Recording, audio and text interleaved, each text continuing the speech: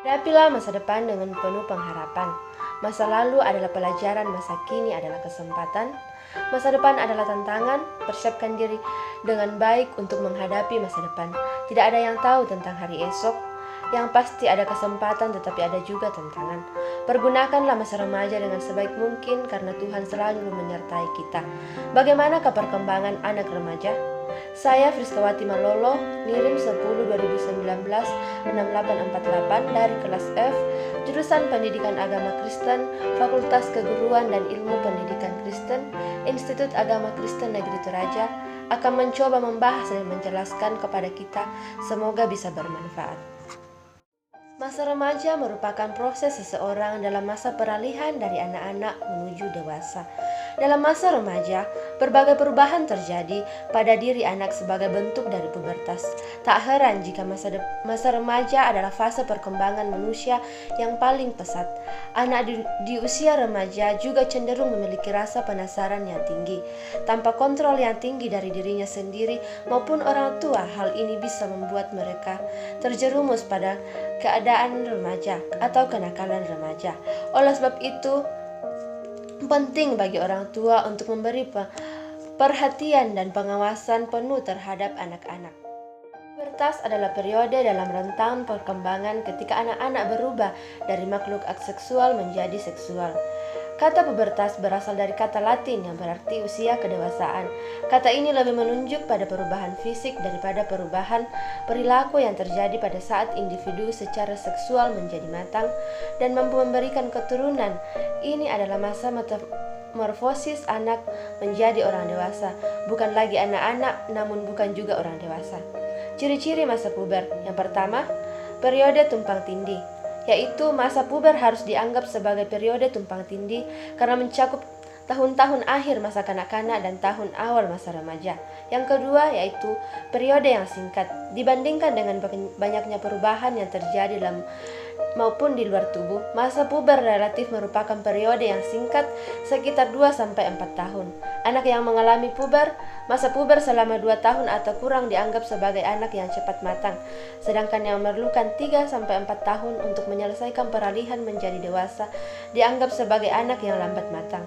Yang ketiga itu terbagi dalam 3 tahap. Yang pertama, prapuber, yaitu tahap pematangan organ-organ reproduksi belum sepenuhnya berkembang. Yang kedua, puber atau tahap matang atau haid pada anak perempuan dan pengalaman mimpi basah pertama kali pada anak laki-laki di malam hari. Yang ketiga, pasca puber, yaitu organ seks mulai berfungsi secara matang. Yang keempat, masa pertumbuhan dalam perubahan yang pesat. Masa puber adalah salah satu dari 2 periode dalam rentan kehidupan yang ditandai oleh pertumbuhan yang pesat dan perubahan yang mencolok dalam proporsi tubuh titik periode yang lain. Perubahan pesat yang terjadi selama masa puber menimbulkan keraguan perasaan, tidak mampu dan tidak aman. Dalam banyak kasus mengakibatkan perilaku yang kurang baik. Pesatnya pertumbuhan dan perkembangan yang terjadi selama masa puber pada umumnya disebut sebagai remaja tumbuh pesat. Yang kelima yaitu fase negatif. Istilah fase menunjukkan periode yang berlangsung singkat. Negatif berarti bahwa individu mengambil sikap anti terhadap kehidupan atau kelihatannya kehilangan sifat-sifat baik sebelumnya berkembang. Yang keenam, terjadi pada berbagai usia remaja. Pubertas dapat terjadi setiap antara usia 15 atau 16 dan 19 tahun. Tetapi beberapa anak perempuan menjadi matang secara seksual pada 13 tahun dan rata-rata anak laki-laki setahun kemudian.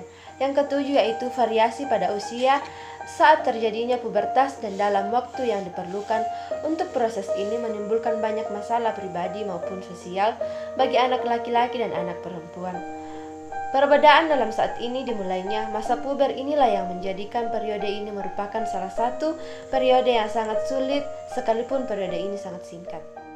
Lambat atau pesatnya masa puber. Anak yang pesat matang mempunyai kecepatan pertumbuhan yang lebih pesat.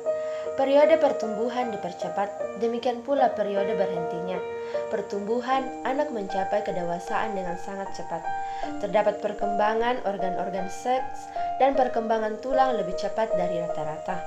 Sebaliknya, Anak yang lambat matang tidak mengalami periode pertumbuhan yang dipercepat, pertumbuhan yang lebih teratur dan bertahap, dan berlangsung lebih lama.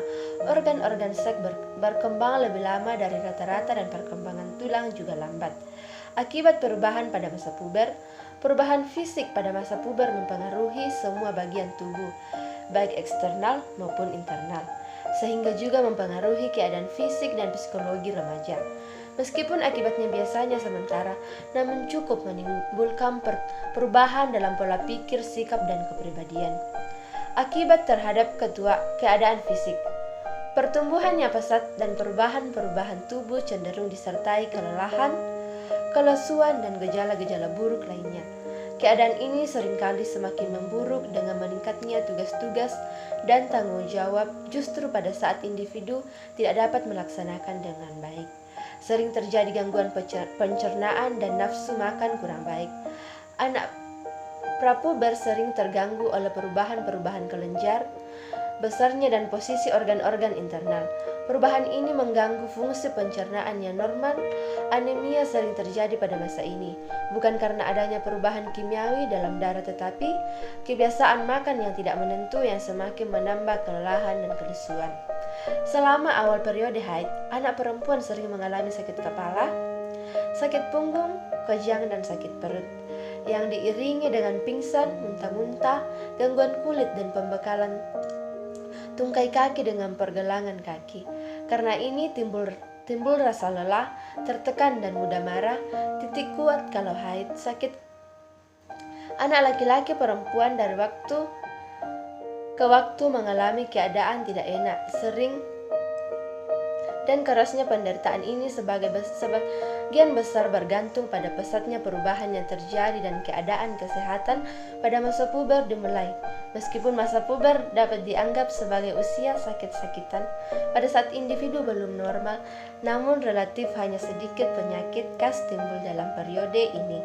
Kalau remaja benar-benar sakit, ia ingin diperlakukan dengan penuh pengertian, dengan keadaan simpati yang lebih besar, dan biasanya tidak banyak yang dapat diharapkan daripadanya, dan perilaku-perilaku yang tidak sosial yang jarang terjadi kiranya dapat dimengerti dan dimaklumi. Akibat pada sikap dan perilaku. Akibat masa puber dan keadaan fisik anak mempengaruhi sikap perilaku. Perubahan dalam sikap dan perilaku yang terjadi pada remaja lebih merupakan akibat dari perubahan sosial daripada akibat perubahan kelenjar yang berpengaruh pada keseimbangan tubuh. Semakin sedikit simpati dan pengertian yang diterima anak puber dari orang tua, kakak adik, guru, dan teman, semakin besar harapan-harapan sosial pada periode ini. Semakin besar akibat psikologi perubahan-perubahan fisik. Yang pertama, ingin menyendiri. Kalau perubahan masa puber mulai terjadi, anak-anak biasanya menarik diri dari teman-teman dan diri berbagai kegiatan keluarga dan sering bertengkar dengan teman-teman, dengan anggota keluarga. Anak puber kerap melamun betapa seringnya ia tidak dimengerti dan diperlakukan dengan kurang baik. Gejala menarik diri ini mencakup ketidakinginan berkomunikasi dengan orang-orang lain. Yang kedua yaitu bosan. Anak puber bosan dengan permainan yang sebelumnya amat digemari, tugas-tugas sekolah, kegiatan-kegiatan sosial, dan dari keluarga pada umumnya. Akibatnya, anak sedikit sekali bekerja sehingga prestasinya di berbagai bidang menurun. Anak menjadi terbiasa untuk tidak mau berprestasi, khususnya karena sering timbul perasaan akan keadaan fisik yang tidak normal. Yang ketiga yaitu antagonisme sosial. Anak puber seringkali tidak mau bekerja sama, sering membantah dan menantang. Permusuhan terbuka antara dua seks yang berlainan diungkapkan dalam kritik dan komentar-komentar yang merendahkan. Dengan berlanjutnya masa puber, anak kemudian menjadi lebih lama, lebih dapat bekerja sama, dan lebih sabar kepada orang lain. Yang ketiga yaitu emosi meninggi. Kemurungan, merajuk, ledakan amarah, dan kecenderungan untuk menangis karena hasutan yang sangat kecil merupakan ciri-ciri bagian awal masa puber. Pada masa ini, anak merasa khawatir, gelisah, sedih, mudah marah, dan suasana hati yang negatif sangat sering terjadi. selama masa prahaid dan awal periode haid. Yang keempat yaitu hilangnya kepercayaan diri. Anak remaja yang tadinya sangat yakin pada diri sendiri sekarang menjadi kurang percaya diri dan takut akan kegagalan karena daya tahan fisik menurun dan karena kritik yang bertubi-tubi datang dari orang tua dan teman-temannya. Yang kelima yaitu hilangnya kepercayaan diri. Anak remaja yang tadinya sangat yakin pada diri sendiri sekarang menjadi kurang percaya diri, takut akan kegagalan karena daya tahan fisik menurun karena kritik yang bertubi-tubi datang dari orang tua dan teman-temannya. Yang terakhir yaitu terlalu sederhana. Perubahan tubuh yang terjadi selama masa puber menyebabkan anak-anak menjadi sangat sederhana dalam segala penampilan, karena takut orang lain akan memperhatikan perubahan yang dialaminya dan memberi komentar yang buruk. Bahaya pada masa puber.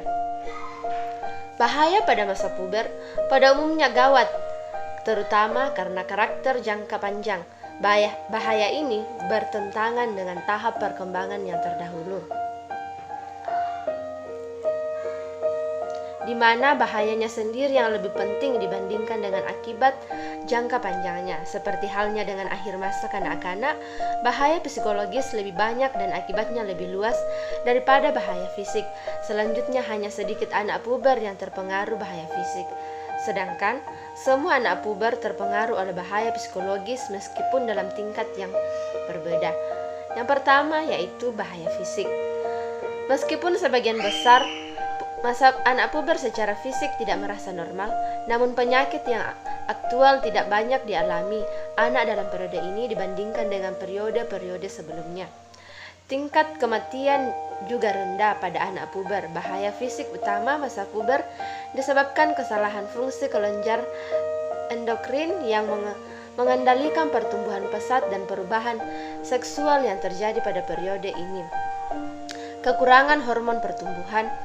Kurangnya jumlah hormon pertumbuhan pada akhir masa kanak-kanak dan awal masa puber menyebabkan anak menjadi lebih kecil dan rata-rata pada waktu ia matang. Kurangnya hormon gonad. Kalau hormon gonad tidak cukup banyak dikeluarkan atau agak terlambat untuk dapat mengawasi hormon pertumbuhan, maka pertumbuhan anggota badan berlangsung lama dan individu menjadi lebih besar dari rata-rata. Kurangnya jumlah hormon-hormon gonad juga mempengaruhi perkembangan normal organ-organ seks dan ciri-ciri sekunder sehingga individu mempengaruhi perkembangan normal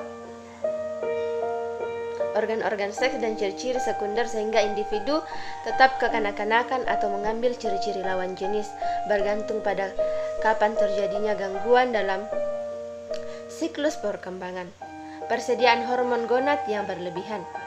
Ketidakseimbangan dalam berfungsinya kelenjar pituitari dan gonad dapat menyebabkan produksi hormon gonad dalam jumlah yang berlebihan pada usia sangat muda, mengakibatkan permulaan masa puber kadang-kadang dimulai sedini usia 5 atau 6 tahun. Ini dikenal sebagai masa puber yang terlalu awal. Bahaya psikologis. Terdapat banyak bahaya psikologis pada masa puber akibat jumlah panjangnya lebih penting daripada akibat berlangsungnya. Inilah yang menyebabkan mengapa bahaya psikologi sangat serius. Beberapa bahaya psikologis yang terpenting antara lain: yang pertama, konsep diri yang kurang baik; yang kedua, prestasi rendah; yang ketiga, kurangnya persiapan untuk menghadapi perubahan masa puber; yang keempat, tidak menerima tubuh yang berubah. Demikianlah penjelasan saya mengenai masa perkembangan anak remaja. Sekian dan terima kasih. Wake up, same thing again. Rise out of bed, roll it up with the blend.